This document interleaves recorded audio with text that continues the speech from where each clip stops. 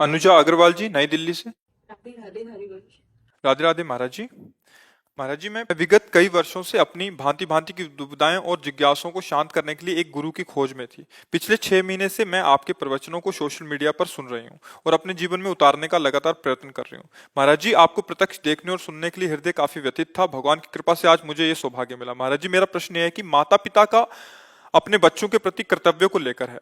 आजकल बच्चे शादी की आयु होने के बाद भी अपने करियर के कारण शादी के लिए तैयार नहीं हैं। ऐसे में माता पिता का क्या कर्तव्य होना चाहिए? क्या उनको स्वतंत्र या कैसे?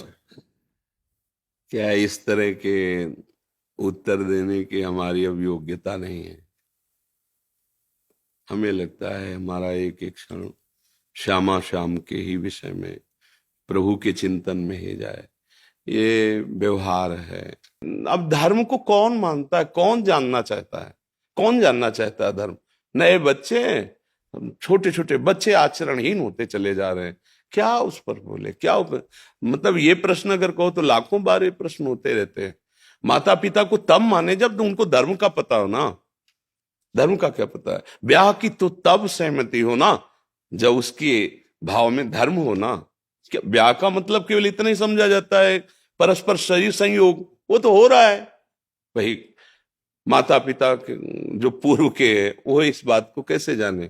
जहां एक बार पति का वर्ण कर लिया गया तो आजीवन निर्वाह की योग्यता होती थी। धर्म का कभी दूसरे, चाहे वो देवता ही क्यों ना हो, दूसरे की तरफ देखकर मन कभी ऐसा गंदा भाव सोच ही नहीं सकता। देखा है ना, बूढ़े बूढ़े जनों को देखा है, बूढ़े फिर भी इतना, मतलब कितनी मर्यादा, कितना। अब आज जो तुम कह रहे हो कि खुली समाज है, तो आप देख लो खुली समाज का स्वरूप। अभी आपके वीर परिपक्व होने की अवस्था नहीं आई, आपने ब्रह्मचर्य नष्ट कर दिया, अब आपका जीवन होगा क्या? वैसे ही मन बदमाशी करता है, तुमने और खुली छूट दे दी, पवित्रता ही नहीं रह गई जीवन में। तो ना माता पिता को मानेंगे, ना धर्म को मानेंगे, ना ग्रंथ को मानेंगे, ना भगवान को, और फिर आगे चल के डिप्रेशन की गोलियां लेंगे। क्योंकि धर्म तो धर्म है। जब तुम्हारा अधर्म आचरण है वो फलीभूत होगा तो तुम डिप्रेशन में पड़ जाओगे। ना कोई तुम्हें बचाने वाला मिलेगा, ना कोई समझाने वाला मिलेगा, पशु की तरह तुम्हारा जीवन व्यतीत हो जाएगा। अब जिसने 10 बच्चों से मित्रता की है वो पातिव्रत धर्म से रहेगी। जिसने 10 बच्चियों से मित्रता की है वो एक पत्नी व्रत रहेगा। हम तो मतलब कैसे बोले? हम फिर गांव का एक दो हाथ सुनाते। गांव के जब ऐसे बच्चे उदंडता करते थे ना, बोले इश्क करते करते दिल धतूरा हो गया, चांद पे जूता पड़ा तो इश्क पूरा हो गया।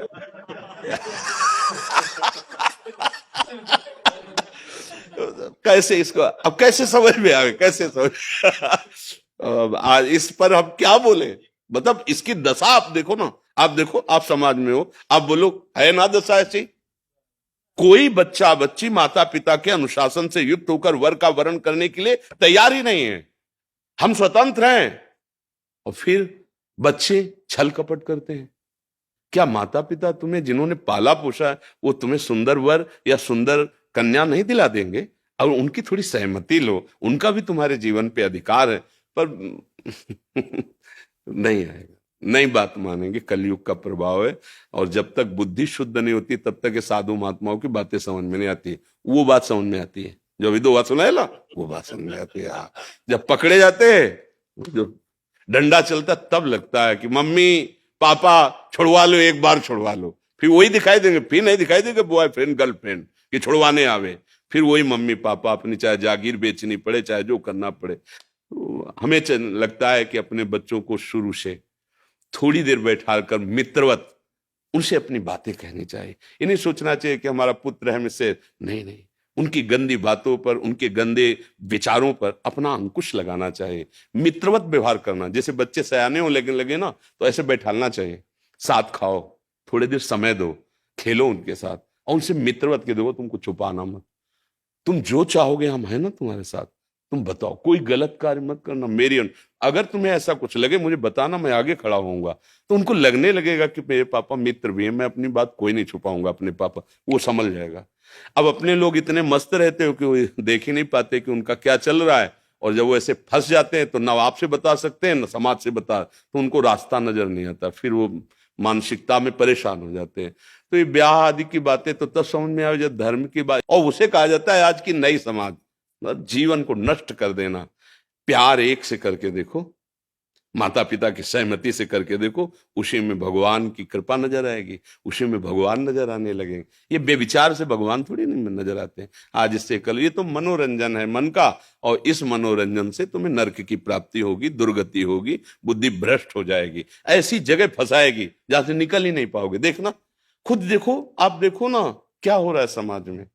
पर ये विषय में लगता है कि जैसे बोले हैं तो मन मलिन वाली बातें, राधा राधा राधा, कोई भगवत चर्चा, भगवत प्राप्ति की बात तो अच्छा, ये तो समाज में चल ही रहा है। ऐसा लया समाज है। हमारी प्रार्थना यही कि इन किन प्रकार हमारी बातें सुने, किसी तरह वो समझे कि शराब पीना, व्यभिचार करना, मांस खाना, माता पिता की आज्ञा का उल्लंघन करना, ये तुम्हारे जीवन को, जिसे तुम उन्नति समझ रहे हो, ये पतन के मार्ग में ले जा रहा है। अब सच्ची कहते हैं, अब भले वो राक्षसी प्रवृत्ति को, कोई ऐसे ऐसे कलयुग का प्रभाव नहीं, कोई भी माता पिता जरूरत पड़े तो दिल काट के रख दे बच्चे के लिए। ऐसा ऐसा देखा गया है कि वो गरीब है, कर्जा लेकर के भी अपने बच्चे को पढ़ा रहा है, मेहनत कर, और वही बच्चे जब पढ़ लिख जाते हैं तो उनकी उनकी अवहेलना करते हैं। क्या पढ़ाई, पढ़ाई तो विनय विद्या विनयम ददाति। अगर विद्या जागृत तो विनय नम, कम से कम उस माता पिता से अपना तो हृदय भाव रखना चाहिए बच्चों को।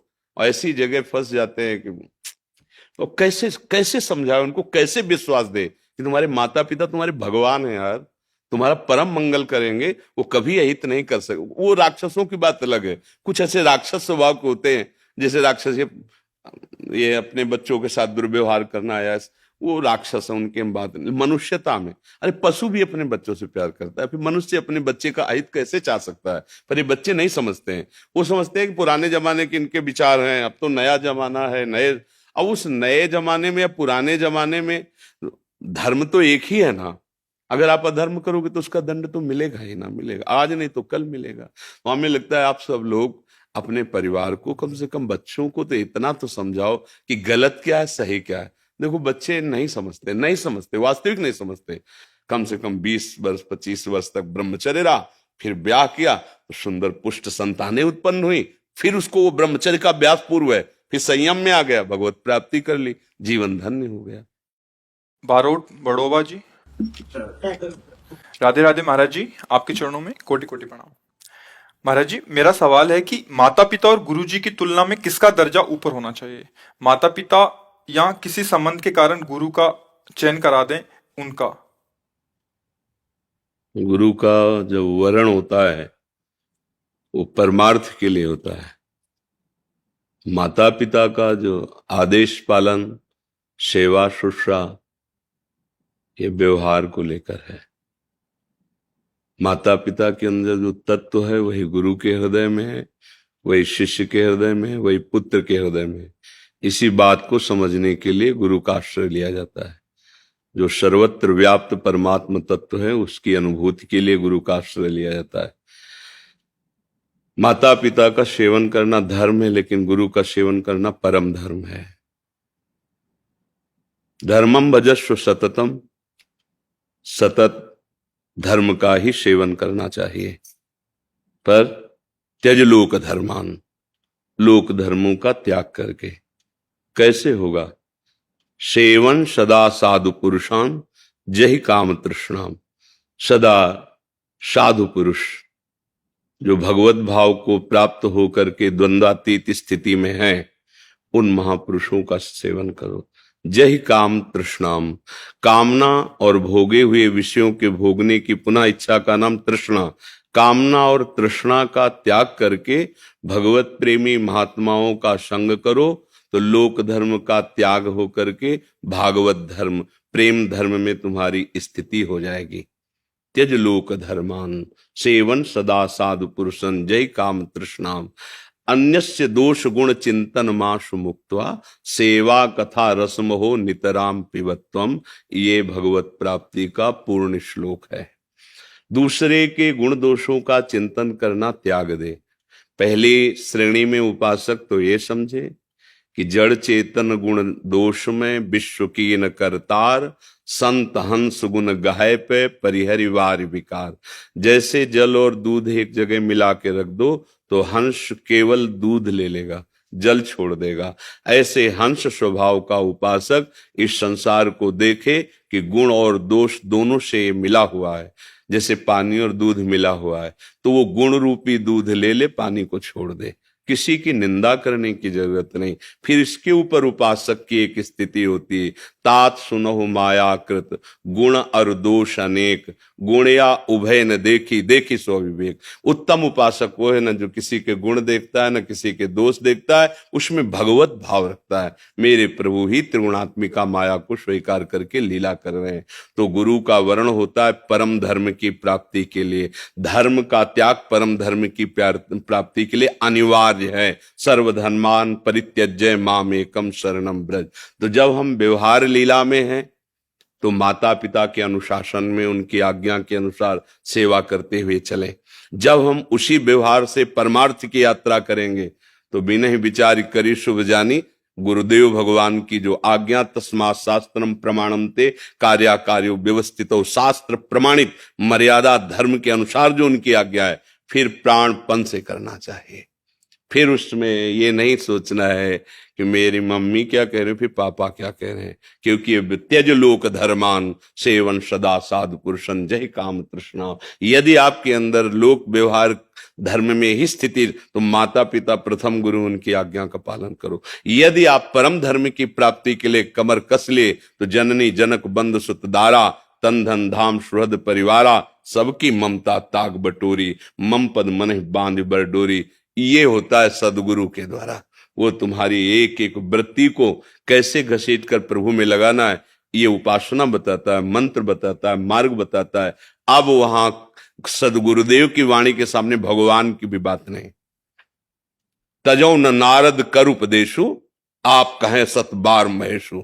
पार्वती जी कह रहे हैं, हे सप्तऋषियों, मैं अपने गुरुदेव नारद की आज्ञा को उल्लंघन नहीं कर सकती। जिनकी मैं उपासना करती हूं, मेरे महेश्वर भगवान शिव 100 बार आकर के कहें तो भी मैं अपने गुरुदेव की आज्ञा को उल्लंघन नहीं करता। आप कहें 7 बार महेशु। इसलिए शास्त्र प्रमाणित और महापुरुषों द्वारा सम्मानित जिन सदगुरुदेव का वर्ण किया, वो परमार्थ के लिए, वो कोई व्यवहार नहीं है। उनकी वाणी हमारा जीवन है, उसी की पर हम जीवन बलिदान कर देंगे, सब कुछ हो गया। मातृ ऋण, पितृ ऋण, देव ऋण, ऋषि ऋण, सबसे ऋण हो गया और भगवत प्राप्त महात्मा बन जाएगा। व्यवहार पालन के लिए माता पिता की आज्ञा का अनिवार्य है, पालन करे। परमार्थ में कदम रखने पर, गुरुदेव की शरण होने पर, बस एक बात, मंत्र मूलम गुरु वाक्यम, जो गुरुदेव बोल दें। और गुरुदेव वर्ण ही तभी किए जाते हैं जब परमार्थ की प्राप्ति की बात हो। ये व्यवहार में ऐसा ना कर लेना चाहिए कि मन आया गुरु बना लिया, फिर उनकी आज्ञा मान रहे, ना भजन करें, मन मानी, आज दुर्गति हो जाएगी। ऐसे तो सुधरने के चांस हैं, लेकिन गुरु बना के पापाचरण करोगे, रजिस्टर्ड, उसको भोगना पड़ेगा तुम्हें। इसलिए सावधान। जब गुरु बनाओ तो ये तुम्हारे अंदर आ जानी चाहिए कि अब हमारा जीवन गुरुदेव के वचनों पर, अब जो ही कहें करें हम सोई, आयुष लिए चले निजदासी, मन क्रम वचन त्रिशुद्ध सकल मत, हम श्री हित हरिवंश उपासी। आज इनको बना लिया, काल उनको बना लिया, परसों, ये दुर्गति का मार्ग हो जाएगा। और जबकि गुरुदेव का वर्ण परम सदगति के लिए है। गुरुदेव के मंत्र मूलम गुरुदेव के वचन स्वीकार कर लो, सब कुछ बड़ा आश्चर्य में जीवन हो जाएगा जिस दिन वचन स्वीकार कर लोगे। एक गुरुदेव भगवान की सेवा में शिष्य रहते थे, तो गुरुदेव को भगवान से बढ़कर शास्त्रों में भी कहा गया और भाव में भी रहता है कि भगवान तो है ही, हमारी दुर्गति नहीं रुकी। जब वही भगवान गुरुदेव रूप में आए तो अब दुर्गति हो नहीं सकती। इसलिए गुरु साक्षात पर ब्रह्म, या मोते ही अधिक गुरु ही जी जानी, भगवान ने आज्ञा करी। वो ऐसी सेवा में तत्पर रहते थे। संतों के प्रति वैसा भाव नहीं था जैसा गुरुदेव चाहते थे। तो एक दिन उनका बेटा, कहाँ जा रहे हो? तो उनका भिक्षावृत्ति के लिए जा रहे हैं। पहले होता था कि 10-5 गांव में जाके अन्न मांग के ले आए, 2-4-6 महीने उसी से भरण पोषण, फिर मांग के ले आए। तो कुटिया आश्रम होती थी, आए हुए अतिथियों की सेवा भी बनती थी। तो भिक्षान्न लेने के लिए जा रहे। उनका फिर लौट के आओ, हम तुमको एक बात बताना चाहते हैं। उनका गुरुदेव जैसी आ गया। 10 दिन तो लगे ही, कई गांवों में जा जा करके अन्न एकत्रित करना। लान जब लाए तो देखा भीड़ लगी थी। तो उनका भीड़ कैसी आश्रम में? उनका आपके गुरुदेव पधार गए। उनका ऐसा हो ही नहीं सकता। उनका तो लौट के आओगे, हम बात बताएंगे, ऐसे कैसे जा सकते? अरे बोले वो उनका विमान सजाया जा रहा है। तो नजदीक गए, भिक्षान ने रखा, साष्टांग प्रणाम किया और कहा, गुरुदेव आपने कहा था लौट के आएंगे, बताएंगे, आपके वचन कभी मिथ्या नहीं हो सकते, आप सत्य स्वरूप हैं, आप बताइए क्या कहना। उठ के बैठ गए, भक्तमाल में है चरित्र, उठ के बैठ गए और कहा, बेटा हम कहना चाहते थे कि जैसी तुम गुरुदेव में बुद्धि रखते हो ऐसे ही सवै संत गुरुदेव हैं, व्यास या प्रति सब संतों में ऐसी भावना रखो। तो बोले, गुरु जी फिर इसका प्रमाण तो आप ही दे सकते हैं, 1 वर्ष रुकिए और 1 वर्ष में संतों की सेवा करता हूं, और आपको जब ऐसा लगे कि हाँ आपकी आज्ञा का पालन करने की सामर्थ्य आ गई, तो आप चाहे अंतर्ध्यान हो जाए चाहे विराजमान रहे, पर 1 वर्ष आपको देखना हो। 1 वर्ष तक गुरुदेव विराजमान रहे। सत्य में बहुत, अपने गुरुदेव पर ब्रह्म भाव कर पाना ये बहुत कठिन बात। हम एक पाषाण पर, पाषाण विग्रह पर, काष्ठ विग्रह पर या छवि पर भगवत भाव कर सकते हैं, लेकिन गुरुदेव पर नहीं, क्योंकि ये छवि आपको आदेश नहीं करेगी कि तुम इस समय धर्म विहीन आचरण कर रहे हो, लेकिन गुरुदेव तुम्हारे ऊपर शासन करेंगे। आज के बाद अगर कभी ऐसा सोचा भी तो फिर समझ अब ये गुरुदेव की, अब वो समझता है गुरुदेव ने अपमान कर दिया हमारा। अगर मान सम्मान गुरुदेव की डांट पर आप जोड़ोगे तो आपने गुरु माना ही नहीं, उनको एक व्यक्ति माना। जैसे माता पिता का थप्पड़ अपमान नहीं होता, उनका प्यार होता है, कहीं ना कहीं वो मुझे सुधारने के लिए बोल रहे हैं। ऐसे ही गुरु हमारे परमार्थ का सृजन करने के लिए हमें डांट सकते हैं, हमें सभा में खड़ा करके वो हमको ऐसा, जिसे अपमान शब्द कहा जाता है, वो ऐसा कर सकते हैं। तो हमारा तन मन प्राण उनको समर्पित मेरा अधिकार ही नहीं है। वो डांटे तो, दुलार करे तो, जो ऐसी भावना से गुरु में समर्पित होता है वही ऊंचाई पर चढ़ता है। श्री स्वामी नारदानंद सरस्वती जी नैमिषारण्य के थे, बहुत ब्रह्मज्ञानी महापुरुष, बड़े पहुंचे हुए, जो भूमिकाओं में ज्ञान की है। उनके एक शिष्य थे विवेकानंद जी, उनका नाम था। सत्संग चल रहा था, 10,000 लोग वचनामृत का पान कर रहे थे, तो देखा वो नवीन कपड़े पहनकर आए, तो देखा, वो नजदीक आए, प्रणाम किया और बैठ गए। कथा रोक दी और एक शिष्य को बुलाया, गौशाला का गोबर गीला कर दो, और कहा जाओ भाई विवेकानंद, एक डलिया में लकड़ी की गोबर भर करके यहाँ खड़े हो जाओ आके। अब वहां आज्ञा उल्लंघन तो हो ही नहीं सकती। अब वो सब गोबर टपक रहा है ऐसे। जितनी देर सत्संग हुआ तितनी देर खड़े रखा, फिर दृष्टि डाली, कोई रोष नहीं, कोई शोक नहीं, वही प्रसन्नता। उनके बाद वही वहां के अधिकारी बने, नैमिषारण्य के श्री नारदानंद सरस्वती जी।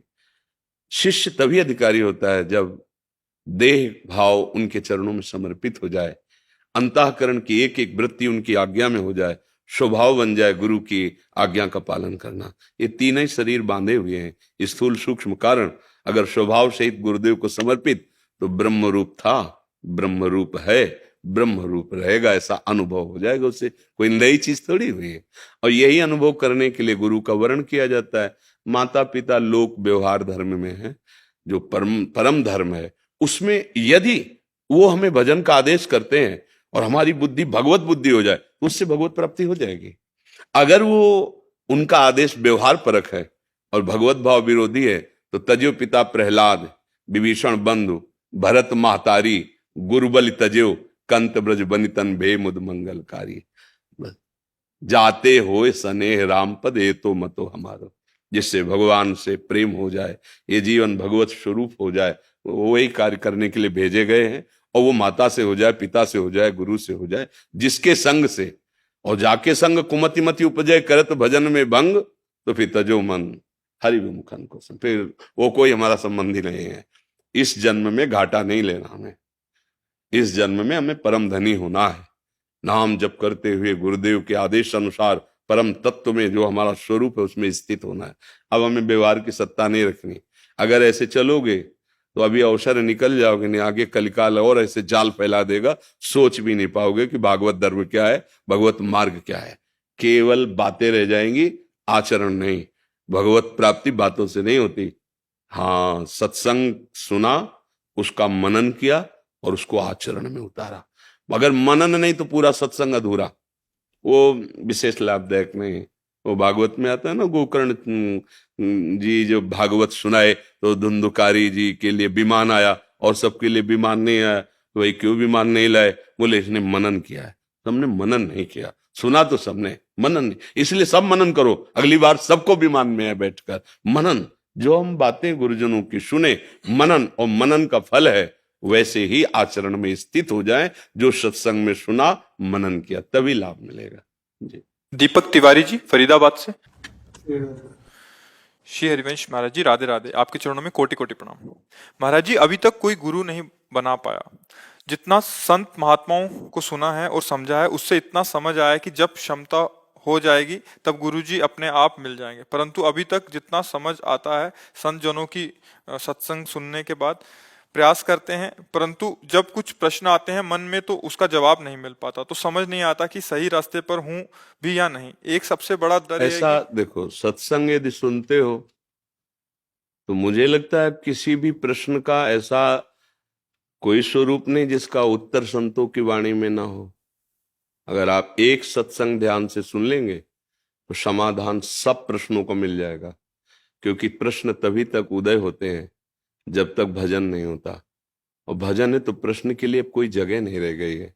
हमें जो गुरु जनों की वाणी से सुनने को मिला कि किसी भी तरह प्रभु के नाम में लग जाए, प्रभु की आराधना में लग जाए, बुरे आचरण न करे, बुरे विचार को दबाए, उसको नष्ट करे, अब और कौन सी बात रह गई। गुरु बनाना, बिगाड़ना ये लौकिक क्रियाएं हैं। गुरु बनाया नहीं जाता, उनकी बात मान लो वही गुरु हो गई, वही परम पद में पहुंचा देगी। सब कुछ कर लिया हमने, हम गुरु की बात नहीं मान रहे तो क्या कल्याण हो जाएगा क्या? गुरु शिष्य अंध बधिर कर लेखा, एक न सुने एक ने देखा, हरे शिष्य धन शोक न हरे सो गुरु घोर नरक में परे। और गुरु आज्ञा को उल्लंघन करने वाला गुरु द्रोही शिष्य त्रिकाल में कभी सुखी नहीं हो सकता। तो दोनों जगह बात पाई जाती है कि जो प्रभु की वाक्य है, आचार्यों के वचन है, गुरुजनों की वाणी, वो मान लेना ही गुरु मानना है। गुरु बनाना कोई एक क्रिया नहीं है, क्रिया करने से कोई गुरु बन नहीं जाता है। गुरु के वचनों को मानना ही गुरु महिमा को स्वीकार करना है। वचन ना माने तो हजारों लोग कंठी बंधा लेते हैं, तिलक ले करके मनमानी गंदे आचरण करते हैं। गुरु उनके आचरणों को देख करके दुखी होते हैं, जलते हैं कि देखो तुमने इसलिए गुरु मंत्र लिया था, पर वो सुधरने की चेष्टा ही नहीं करते, उनकी बात ही नहीं मानते। तो क्या वो गुरु शिष्य हैं? क्या ये संबंध ठीक है? नहीं ठीक है। आपने एक बात सुनी गुरु की और उस पर चल दिए तो आप कंठी बंधवाओ या न बंधवाओ, जिस संत की वाक्य सुनी वो गुरु वाक्य ही तो है, चल दिया, आप भगवत प्राप्त हो जाओगे। आगे आवश्यकता होगी वो खुद आके स्वीकार कर लेंगे, आपको ढूंढने की जरूरत नहीं पड़ेगी, बात माननी पड़ेगी। श्रवण सुजस सुनियायऊ, भगवान का यश सुन करके ही शरणागति का भाव प्रकट होता है। भगवान का यश किसी भगवत प्रेमी महात्मा के ही मुख से निकलता है। तो अगर किसी भी संत के वचन सुने तो गुरु नहीं और कौन है? हम उसकी बात मान ले, हमारा परमार्थ की यात्रा शुरू हो जाएगी। फिर प्रगट में आके जो उनको लीला करनी हो खुद स्वीकार कर लेंगे। हमारा कार्य है आज्ञा पे रहना, और सबसे बड़े गुरु हृदय में बैठे हैं। आप उनकी आज्ञा पालन कीजिए। वो कहते हैं ये नहीं करना चाहिए, आप मानते हैं, वही कर बैठते हैं जो मन कहता है। अंदर से प्रेरणा आती गलत है, नहीं करना चाहिए, इसका दंड मिलेगा, पर आप मानते हैं? नहीं मानते तो बाहरी गुरु बना करके भी क्या मान लेंगे। ऐसे ही है, लाखों लोग शिष्य बन जाते हैं। गुरु बनाना बहुत सरल है, लेकिन गुरु की मानना यही खास बात है। गुरु मानने वाले तो हजारों मिल जाएंगे, लेकिन गुरु की मानने वाला कोई बिरला ही होता है, और वो बिरला भगवत प्राप्ति निश्चित कर लेता है। गुरु की कहाँ मानते हैं? बिल्कुल फिर वो केवल एक व्यवहार हो जाता है कि ये गुरुदेव हैं, वो शिष्य हैं, कुछ उसमें रंग नहीं आता पक्का। मुझे यही प्रार्थना है आपसे करनी कि कौन सी बात है ऐसी जो आप जानते ना हो। क्या आज तक नहीं जाना कि भगवान का नाम सत्य है? सच्ची बताना। महाराज यही एक्चुअली यही प्रश्न था थोड़ा, जो मुर्दा लेके कभी गए हो? हाँ, बोलना सुना है वहां जो मुर्दे के साथ बोला जाता है, राम नाम सत्य नहीं सुना है? क्या इस पर विचार नहीं किया? अरे और उपदेश तो जाने दो। मुर्दा लेके जब जाते हैं तो क्या बोलते हैं? बोलते हैं ना, राम नाम सत्य है, गोविंद नाम सत्य है, यहां ब्रज में गोपाल नाम सत्य है, गोविंद नाम सत्य। नहीं समझ में आ रहा क्या कह रहे हैं? वो झूठ थोड़ी बोल रहे हैं। अंतिम यात्रा यही होती है, राम नाम सत्य। अगर जिंदगी में उतार लो कि भगवान का नाम सत्य है, तो तुम सत्य स्वरूप में स्थित हो जाओगे। भगवान का नाम सत्य नारायण है ना, सत्य में स्थित हो जाओगे। अब मानना है नहीं कोई बात, कह रहे हैं राम नाम सत्य, उसको फूंक के आ रहे हैं, और ये दिमाग काम नहीं कर रहा कि एक क्षण में इस शरीर की भी यही दशा होगी, हमको भी जाना है। और कहा जा रहा है राम नाम सत्य है, तो मैं सत्य को स्वीकार कर लूं, फिर आके संसार के कार्य में लग गए। वो भूल गए जो दृश्य देख के आए थे कि यार ये शरीर जिसको इतना प्यार किया कि सब छूट गया, और उसको जला के आ रहे हैं, तो उसी में उच्चारण करते हैं राम नाम सत्य। पकड़ सत्य को, अभी कल्याण हो जाएगा। आपकी बहन को कोई गंदी दृष्टि से देखे, आपको कैसा लगेगा? आप किसी की बहन को फिर गंदी दृष्टि से मत देखिए। हर चीज आत्मना प्रतिकूलानि परेशान न समाचरे। किसी को उपदेश ज्यादा लेने की जरूरत नहीं, मानने की जरूरत है। आपके अंदर क्या ऐसी बात नहीं आती? आपके साथ कोई कठोर व्यवहार, अधर्माचरण, पाप छल करे, आपको कैसा लगेगा? तो आप ऐसा व्यवहार दूसरे से मत करो। पर ऐसा नहीं है, ज्यादा कुछ समझने की जरूरत नहीं, जितना समझ गए उतना चल दो, तो आगे का रास्ता प्रकाशित हो जाएगा। पर हम लोग जानते बहुत है। अगर आपसे हाथ जोड़कर पूछ ले कोई एकांत में कि आप बता सकते हो कल्याण कैसे होगा, तो टेप रख दो, आप वो प्रवचन करो कि उसका कल्याण हो जाए, बिल्कुल पक्का, ऐसा आपको ज्ञान है। कोई भी ऐसा है, हम गांव में देखा है, बोले भैया 4 दिन की जिंदगी है, पर उल्टा मौज ले लो, मरना तो है ही है। ये ज्ञान है। पता 4 दिन की जिंदगी, कुछ साथ नहीं जाएगा, मौज ले तो कौन सी मस्ती लो? भगवदानंद की मस्ती, विषयान तमाकू और गांजा की। अरे विषयानंद तो छूट जाएगा भैया, इसका अस्तित्व ही नहीं है। ये तो केवल भ्रमात्मक अपने समय को नष्ट करने के लिए माया ने पीछे लगाया है। भगवदानंद 4 दिन की जिंदगी, सबको पता है मरना है। और सत्य क्या है? मानो या ना मानो, तुम कहीं ना कहीं मानते हो।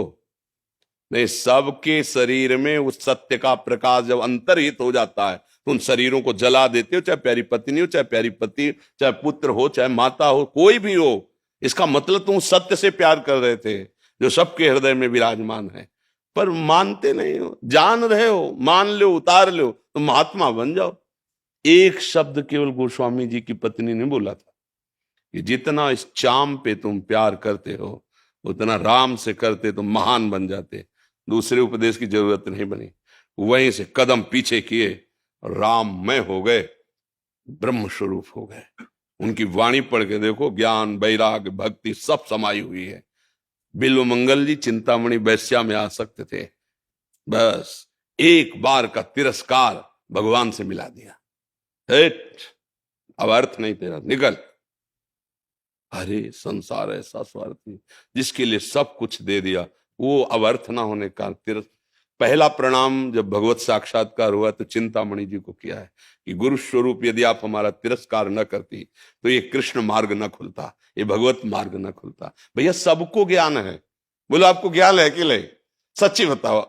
अगर आपसे हाथ जोड़ के पूछे कि भैया कल्याण हमारा कैसे होगा, तो आप बता सकते हो, पूरा प्रवचन दे सकते हो, पक्की बात, पूरा प्रवचन दे। देखो बात तो यही सही है, संसार झूठा है, भगवान सत्य है, ये सब कोई हम देखा है गांव में बोलते हुए। तो इसलिए भाई ज्यादा प्रश्न उत्तर की जरूरत नहीं, ज्यादा आचरण में उतारने की जरूरत है, बात मानने की जरूरत है। आप बात मान लो, जो हमारे संतों ने कहा है, शास्त्रों ने कहा है, उसी से कल्याण होगा। आप गुरु बना भी लिए, बात नहीं मान रहे, तो और दुर्गति में फंसोगे। क्योंकि पहले तो चांस था गुरु शरण में जाकर दैन्यता पूर्वक अहंकार का समर्पण करके निष्पाप होने का। अब तो गुरु बना करके उनकी आज्ञा को उल्लंघन करके बहुत बड़ा अपराध हो रहा है। वो ऐसे ही पाप हो रहे हैं, गुरुद्रोह और कर रहे हो। आज्ञा उल्लंघन गुरुद्रोह है। वैष्णव द्रोह तुम्हें जीने नहीं देगा, फिर गुरुद्रोह वो तो तुम्हारी बुद्धि को भ्रष्ट ही कर देगा। तो इसलिए हम कहते हैं जल्दी किसी को गुरु मत बनाओ, उनकी बात मान लो। और जब रंग आ जाएगा ना, फिर वो अपने आप वही आ जाते हैं गुरु बन करके, दूसरा कोई नहीं। वही गुरु है, सबके गुरु भगवान ही है। वही कोई रूप रख के आ जाए, कहीं से भी वो संभाल ले, ये उनका खेल है। पर हमें बात माना, बात नहीं माना तो हमें सब नाटक सा लगता है। बात ना माने तो सब नाटक सा लगता है, फिर कुछ लाभ नहीं मिलता। बोले 20 साल से गुरु बनाए हो गए, परिवर्तन इतना नहीं। अरे उसी क्षण से तुम्हारा परिवर्तन प्रारंभ हो जाएगा। बात तो मान लो गुरु जी की। देखो ये तो भागवतिक बात है। धनुर्विद्या में भाव काम नहीं करता, उसमें प्रगट में शिक्षा चाहिए। लेकिन वो वनवासी एकलव्य ने द्रोणाचार्य जी ने कहा हम शिष्य नहीं बनाएंगे, उसने मान लिया द्रोणाचार्य को गुरु। तो देखो धनुर्विद्या का प्रकांड पंडित हो गया। अर्जुन जी उसके सामने नहीं थे। अर्जुन ने खुद स्वीकार किया, कुत्ता भौंकने के लिए मुंह फैलाया, इतनी शीघ्रता से बाणों से भर दिया, कहीं खून नहीं। तो उनका ऐसा हस्त लाभ हो, ये पर हमारे गुरुजी ने तो हमको विश्व का सबसे बड़ा धनुर्धर होने का आशीर्वाद दिया।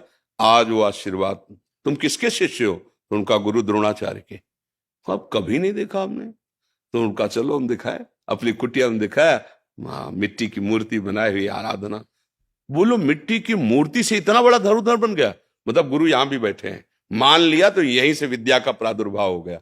मान लिया, द्रोणाचार्य जी ने नहीं माना कि तू मेरा शिष्य है, लेकिन शिष्य ने मान लिया आप हमारे गुरुदेव, तो धनुर्विद्या अपने आप पहुंच गई। द्रोणाचार्य जी को भी पता नहीं।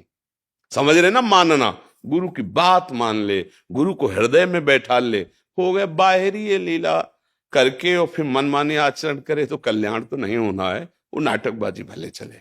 तो सत्य वस्तु को सुनो और उसको जीवन में उतारो, यही गुरु है। सच्चा गुरु का स्वरूप यही है, उनके वचन मान लो, बस मंगल हो जाएगा। जी बस एक थोड़ा सा डर ये लगता है कि जैसे अनुभव, जैसे आप जैसे बता रहे हैं कि रंग उतारने वाला। देखो हमारी बात समझो, एक गुरु ने एक टार्च दी, शिष्य को जाना था स्नान करने, टिम टिम चा टार्च जरा सा ऐसे, तो उसने कहा गुरुजी इससे हम यमुना जी पहुंच जाएंगे, 2 हाथ की तो प्रकाश इसमें है नहीं। तो बोले इससे क्या दिखाए? बोले 1 कदम भरकर, तो बोले 1 पैर रखोगे ना, बस 1-1 पैर रखते चले जाओ, तुम पहुंच जाओगे जाको। जितना तुम्हें ज्ञान है, तुम्हें भय नहीं करना, पहले उस पर खड़े तो हो तुम। जितनी जानकारी उस पर खड़े हो, आगे की जानकारी खुद प्रकाशित हो जाएगी। ये चली हुई बात कह रहे हैं, ये कोई कल्पना की नहीं कह रहे हैं। हाँ, जीवन में ऐसा रहा है, बच्चापन से गुरु कृपा से पूर्व से ऐसी असंग बुद्धि रही है, वचन माने, बैठकर चरणों में सुना, उसको जीवन में उतारा। दोबारा अगर दिखाई दे जाए तो कभी ऐसा नहीं क्या आप नहीं, आपका इच्छा है तो आप बोल दीजिए, नहीं इच्छा है तो हमारे प्रभु स्वरूप आप हो, हम आपसे बगल से निकल जाएंगे, अपनी तरफ से हम आपको छेड़ेंगे नहीं। आप अपने चिंतन में मगन रहो, अपने असंगो हम, अपने आप आगे का रास्ता हो, असंगो हम। अगर हम अपनी बुद्धि किसी के ऐसे संग में रख दें जो हमारे मार्ग के विरुद्ध हमें प्रेरणा दे, तो हमारा मार्ग रुक सकता है। तो जित संग दोषा, जितना हम जानते उतना खड़े हुए तो आगे का रास्ता अपने आप जगत गुरु ने दिखा दे, ये है, ये और लक्ष्य तक पहुंचा देते हैं। हमें बिल्कुल घबराहट, अब प्रभु के आश्रित हो जाइए तो भय खत्म हो जाएगा। सब में भगवत भावना आए बिना ना तत्व ज्ञान होता है, ना प्रेम होता है। पहला प्रश्न का परमार्थ का समाधान है सब में भगवत भावना हो, सब में भगवत स्वरूप का अनुभव कर, चाहे जितना जो कुछ कर लो। इसके बाद आएगा जो प्रेम है या आत्म तत्व की उत्तम भूमिका जो बोध की है, ज्ञान की, वो इसी में आएगी। सबसे पहला प्रश्न है, समाधान करो, एकमात्र सच्चिदानंद प्रभु के सिवा कोई नहीं है। करो। कोई गाली दे रहा है, कोई व्यभिचार कर रहा है, कोई उत्तम कार्य कर रहा है, कोई अदम कार्य कर रहा है, कोई सम्मान दे रहा है, कोई अपमान कर, सब जगह लगाओ, वही है वही। ये हम अपनी बात नहीं करें, शास्त्र की बात। मत्ता पर तरम नान्यत किंचिदस्ति धनंजय, मेरे सिवा भगवान श्री कृष्ण कुछ और नहीं। अब अनुभव करो इस बात का, अनुभव कर लिए तो जीवन मुक्त हो गए, नहीं तो यदि ऐसा कर रहा है ऐसा कर रहा है, बुद्धि स्वीकार ही नहीं करेगी। जितना जानते हो चलो और नाम जप करो। हर संत गुरुदेव हैं, कहां से हमारे गुरुदेव बोल पड़े हमें पता नहीं, हमें पहचानना अपनी गुरुवाणी को, जहां से तो अरे प्रभु आप इधर आकर के बोले, हमें अपने गुरु पर ही आसक्त रहना है। कहीं से भी हम सत्संग सुने, कहीं से भी हमें अपने गुरुदेव पर, मेरे गुरुदेव सर्वसाक्षी सबके हृदय में है, बस वही बोल रहे हैं, दूसरा कोई है नहीं। अब चलो तब समझ में आएगा, ठीक है।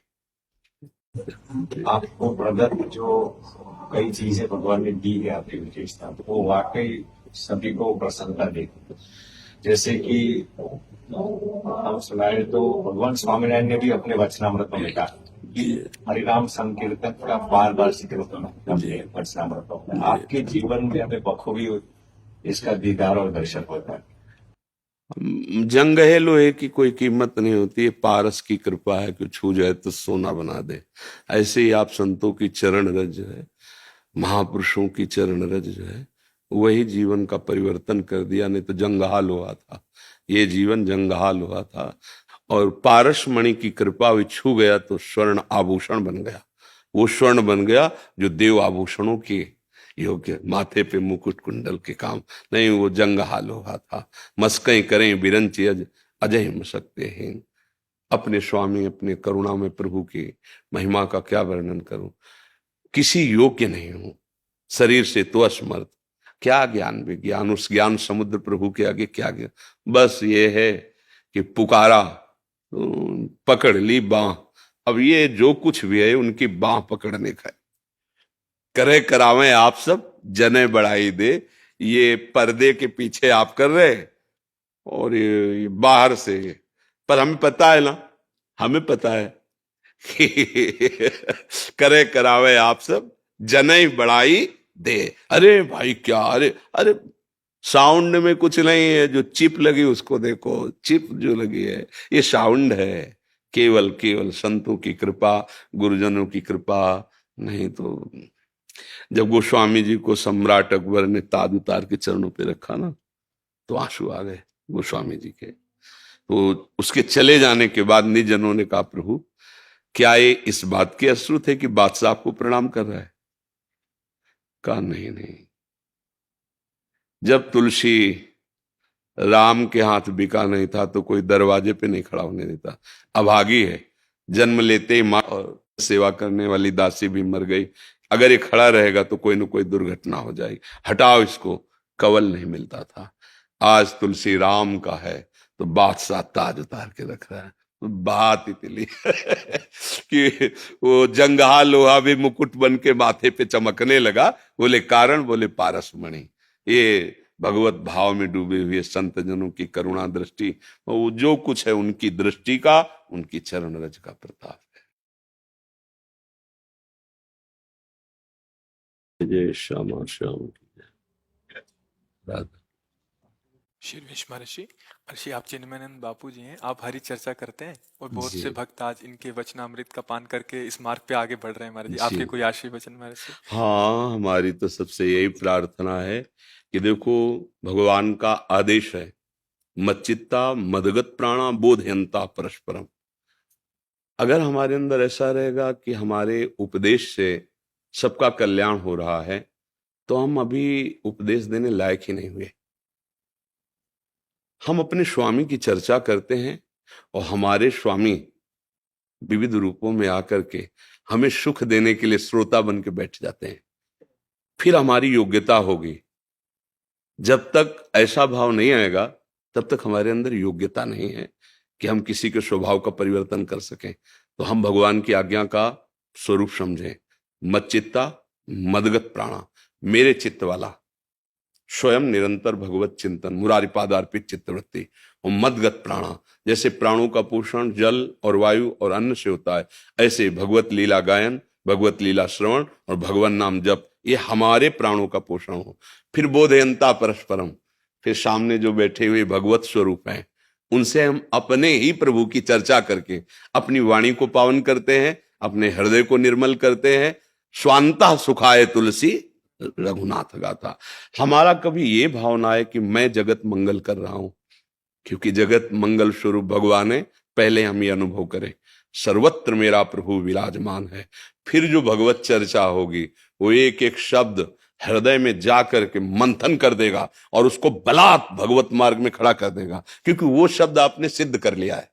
जो उपदेश कर रहे हैं वो अपने जीवन में आचरण में उतार कर सिद्ध कर लिया है। हम सबको जो भागवतिक पदों में बैठ करके भगवत चर्चा करते हैं, जिनके हृदय में शास्त्रों के गूढ़ वाक्यों को सरल भाव से सबके श्रवणेंद्रिय में पहुंचे, ऐसी भावना से, और उनकी श्रवणेंद्रिय में पहुंचे, इससे मुझे सुख मिलेगा, मेरी सेवा बन जाएगी कि मैं सब भगवत स्वरूपों को भगवान का यश सुना रहा हूं। ये सावधानी रखनी चाहिए कि कभी भी हमारा मन प्रभु की सेवा किसी भी प्रलोभन में फिसले नहीं। क्योंकि जब हम धर्म के पूज्य पद पर बैठते हैं तो हमारा बहुत सावधानी का विषय बन जाता है कि हमारे द्वारा कोई भी ऐसा आचरण ना प्रस्तुत होने पावे जो हमारे उपदेश के खिलाफ हो। जो हम ही उपदेश करते हैं, उसी उपदेश के यदि खिलाफ हमारा कोई आचरण हो गया तो हमारे उपदेश का रंग नहीं चढ़ पाएगा। मन में जो चल रहा है वही वाणी में, और जो वाणी से निकला है वही आचरण में देख लो। वही अगर तीनों मिल जाएं, मन, वाणी और आचरण, तो उसी महात्मा का नाम है जगत मंगल स्वरूप, तीर्थराज स्वरूप, तीर्थी कुर्वन्ति तीर्थादि। वो महात्मा चाहे पैंट शर्ट पहने और चाहे धोती कुर्ता पहन ले, चाहे लाल पीले पहन ले, ये बाहरी वेश है, उद्देश्य वही हो गया जो एक महात्मा का होता है। इसलिए हमें सदैव जीवन भर सावधान रखना है। हम एक सेवक हैं जो अपने स्वामी का यश गान करके स्वामी को सुख पहुंचा रहे हैं। उसमें कोई लाभ ले रहा है, कह रहा है गुरुदेव आपकी कृपा से हमारा जीवन सुधर गया, ये स्वामी की चतुराई है। मैं भ्रमित नहीं होऊंगा। नाथ, आप कोई भी छद्म वेश लेके आएंगे, गुरु की कृपा से वैसा अंजन मिल गया है, अब नहीं फंसने वाले आपके इस छल वेश में। साष्टांग दंडवत, गुरुदेव आप तो भगवान के अवतार हो, आपने मेरा उद्धार कर दिया, छलिया अब फंसा नहीं पाएगा तू, क्योंकि गुरु की कृपा है। मैं जानता हूं केवल तू ही तू है, तू ही तू है। नहीं तो मान छू नहीं पाएगा। मान नहीं छू पाया तो आप निकल गए, क्रॉस कर गए। निर्माण अमोहा जित संग दोषा अध्यात्म नित्या विनिवृत्त कामा। अगर हम भगवत कथा को भगवत प्रसन्नता का हेतु बना लें और प्रभु हमसे प्रसन्न हो जाए तो हमारे लिए दुर्लभ क्या रह गया, सब कुछ प्राप्त हो गया। अगर हम भगवत कथा को किसी लोक कामना की पूर्ति के लिए करते हैं तो अभी हम प्रभु की जो कथा कह रहे हैं उसका रहस्य नहीं जाने। उसका फल है प्रेम, भगवत प्रेम। और जिसे प्रेम मिल गया, जब पारसमणि मिल गई तो 100-200 ग्राम सोना की याचना करना अल्पज्ञता ही रहेगी। जिसमें महान यश भरा हुआ प्रभु का है, वो विश्वंभर एक क्षण में नवीन सृष्टि रच देता है, तो मेरे लिए वो क्या कमी रखेगा। अगर वो मुझे ऐसे रखना चाहता है कि मैं एक रोटी खाऊं और जीवन भर उसका यश गान करता रहूं, तो मुझे दूसरी रोटी नहीं चाहिए। जैसे आप रखेंगे। अगर हम कहीं अर्थ की मान्यता, मान की मान्यता और लोकप्रिय बनने की मान्यता की, तो हम भगवद यश, भगवद रहस्य को यहां प्रकाशित नहीं कर पाएंगे। और यहां प्रकाशित नहीं हुआ तो टेप में और हम में कोई अंतर नहीं रह गया। जैसे टेप में जो भर गया वो बोल रहा है, ऐसे पढ़ के हमने शास्त्र पढ़ लिए और वो बोल रहे हैं, लेकिन शास्त्र का जो उद्देश्य है वो भगवत साक्षात्कार है, वो निर्विकारिता है, वो द्वंद्वातीत होना है, त्रिगुणातीत होना है। तो मेरी प्रार्थना आपसे ही नहीं सबसे है। हमारे जो धर्म ग्रंथ हैं, जो शास्त्र हैं, उनका उद्देश्य यहां भगवत साक्षात्कार करना है। यहां हमें लोकेषणा, पुत्रेषणा, वित्तेषणा, इन पर विजय प्राप्त करने के लिए ये सूत्र मिले हुए हैं। और जो मंगल गान करते हैं इसमें तो स्वयं का मंगल है और जगत मंगल स्वरूप भगवान का साक्षात्कार है। कभी हमें स्वार्थ गिरा ना पावे, ऐसे हम परमार्थ पे सुदृढ़ रहें। तो गृहस्थी में, साधारण कपड़ों में, इससे कोई फर्क नहीं पड़ता। विभीषण जी कोई भी ऐसा पोशाक नहीं धारण किए हुए थे जिसे कहा जाए संत, लेकिन भगवान उनको कह रहे हैं तुम शारीखे संत प्रिय मोरे धरो देह नहीं। आप जैसे संतों के लिए मेरा, संत एक स्थिति होती है। तो हम स्वयं भगवान के चरणों का दासत्व स्वीकार करके मंगल में उनके चरित्रों का गान करते हैं, उनकी प्रसन्नता के लिए और अपने सुख के लिए। और जैसे वो हमारा भरण पोषण करते हैं वैसे ही हम रहने के लिए राजी है। हमारे द्वारा कभी भी कोई ऐसा आचरण नहीं होना चाहिए जिसमें हमारा मन हमको कोसे, कोई जाने या ना जाने। आप देखो अपना मन धिक्कारता है। अगर अच्छा साधक है तो गलती हो रही, और अगर मलिनता बढ़ गई तो उसी को फिर दंभ कहा जाता है, उसी को फिर पाखंड कहा जाता है। बिन विवेक वैराग भक्ति बिन सत्य नये को मानो, भगवत विमुख कपट चतुराई सो पाखंड है। ये जीवन भगवान यश गायन के लिए मिला, इसी से भगवत प्राप्ति हो जाए, दूसरे साधन की जरूरत नहीं। जो भगवत यश गाता है ये सर्व समर्थ साधन भी है और साध्य है। ब्राह्मण पत्नियां कोई और साधन नहीं करती थी, वृंदावन से फूल लेकर मालिनी जाती थी, आज गोविंद ऐसी पोशाक धारण किए थे। आज गोविंद ने बकासुर को मारा, आज गोविंद ने अघासुर को सुन सुन करके इतना हृदय पवित्र हो गया कि प्रेम लालसा जागृत हो गई दर्शन की, और उनको साक्षात्कार हुआ। और उनके पति कर्मकांडी सब परिपूर्ण, गायत्री अनुष्ठान सब आदि आदि, लेकिन एक झलक गोविंद की नहीं पाई। इससे सिद्ध होता है भगवत कथा सुनना और भगवत कथा कहना, ये दोनों भगवत प्राप्ति में समर्थ है। बस ऐसे हमारा लक्ष्य है भगवदानंद। अब विषयानंद यहां से लेके ब्रह्मलोक तक फेंके जाए ना तो जलन बढ़ेगी। बात समझना, ब्रह्मादिक के भोग सब विषम लागता है, नारायण ब्रज चंद की लगन लगी जाए। जिसे नव किशोर कोट मनमथ मनमथा ठाकुर के साक्षात्कार की लगन लगी है, उस लगन में ऐसी अगन है कि ब्रह्मा के भोग भी भस्म, कोई आकर्षण नहीं। जैसे बताया ना, आपका लक्ष्य हो 1 अरब रुपया, हम कहें लो 100 रुपया लो यार, मौज करो। आपको कोई पागल हो गया 100 रुपये में? ऐसे मुझे भगवान चाहिए। अब जितना माया का आकर्षण है, इसी चाह से वो नष्ट हो जाएगा। कैसे हम राजी हो गए? विषय भोग निद्रा हंसी जगत प्रीति बहु बात, कैसे अच्छा लग रहा है। जिस गोविंद का हम यश गा रहे हैं, उस गोविंद से आंख नहीं मिला पा रहे, ये हमारी हृदय की जलन होनी चाहिए। हम यश गा रहे, यश प्रवाह कर रहे, पर अंदर से तड़प रहे हैं। रुदु सुस्वरम राजन कृष्ण दर्शन लालसा, अगर ये नहीं हुआ फिर बात नहीं बने।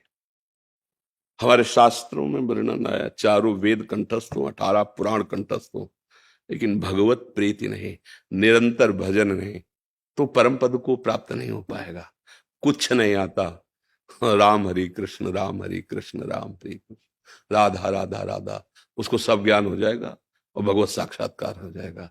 इसलिए हमने ऐसे महापुरुषों के दर्शन किए हैं जो इसी भागवत कथा भगवत चर्चा के प्रभाव से ऐसी ऊंची स्थिति को पहुंचे कि हम भी ललचाए। गंगा किनारे थे तो वो उनकी भागवत भी सुनी है, पर उनकी शर्त थी, वो सब कोई निर्वाह नहीं कर सकता। अगर आपने पूछ लिया कितने रुपए लेंगे तो तुम्हारे यहां भागवत नहीं करेंगे, ये उनका था। वो भागवत करेंगे, आपको पूछना नहीं। अब आप उसमें फूल चढ़ा दो, रुपया चढ़ा दो, फल चढ़ा दो। उनकी हालत ये हुई कि रात दिन उच्च स्वर से नाम उच्चारण, अशुभ प्रवाह और एक ही धोती पूरे शरीर में। परिवार ने त्याग दिया, क्योंकि अपने आप बंधन छूटता चला जाता है ना। परिवार ने त्याग दिया, भागवत कथा बंद हो गई, और ऐसे रो के चिल्लाते थे नीलमणि बड़े। तो उस समय नए नए हम संत वेश में 13 वर्ष से बाद, तो एकांत में हम उनके चरण पकड़ के रोते कि क्या कभी ऐसी हमारी स्थिति होगी, क्या कभी ऐसी स्थिति। बस रोना ही रोना। उस समय शोभन सरकार भी विराजमान थे, वो शोभन सरकार के पास भी गए। सरकार 3 दिन अपने पास उनको रखे थे। वाह, कैसी भागवती की स्थिति है। ये हुआ श्री कृष्ण कथा का रंग। रत्नावती जी भक्तों की भूप कही गई, केवल कथा का रंग, कोई साधन नहीं था। दासी चरणों को, हा कुंज बिहारी, तू रहती मेरे पास, किस पुरुष का नाम ले रही। उनको ये भी पता नहीं था कुंज बिहारी भगवान का नाम। तो उनका, महारानी आप मत पूछो, फंस जाओगे, हम ही फंसी है, आप रह ले। नहीं बोल कौन है? तो उनका ठाकुर है वृंदावन के, संतों की कृपा से ऐसा अब जिया नहीं जाता आपसे कहे। अपने सिराने बैठा लिया और कहा आज से तू मेरी गुरु। तो सुना प्रभु की चर्चा, तो वो तो वही रह गई और ये महाभाव को प्राप्त हो गई, भक्तों की भूप कही गई। मुंडन करवा के महारानी होकर के संतों के सभा में बैठ गई। माधव सिंह मरवाने का पूरा प्रयत्न किया, कुछ नहीं। ये है कथा का रंग, ये कथा का रंग।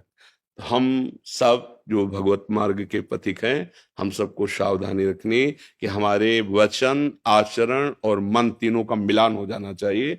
कहीं भूल के ऐसा कभी ना हो कि हमारे आचरण से हमारी कथा पर, हमारे भगवान पर और हमारे भगवान के प्रेमी भक्तों पर कोई अंगुली उठाए कि ऐसे होते हैं, ऐसे होते। कभी नहीं, मर जाना स्वीकार है।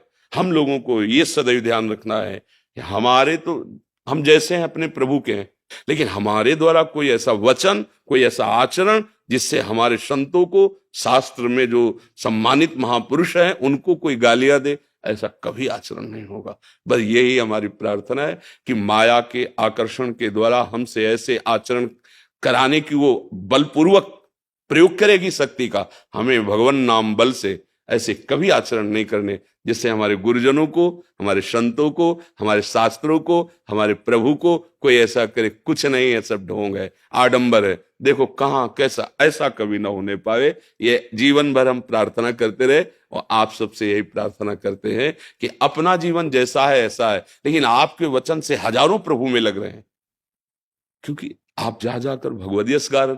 अगर कहीं हमारे आचरण में कमी हो गई, क्योंकि संतों को, भगवत चर्चा करने वालों को हमारे धर्म पे चलने वाले भगवान के समान मान लेते हैं कि हमें भगवद यश मिला, इनसे हमारा जीवन शुद्ध।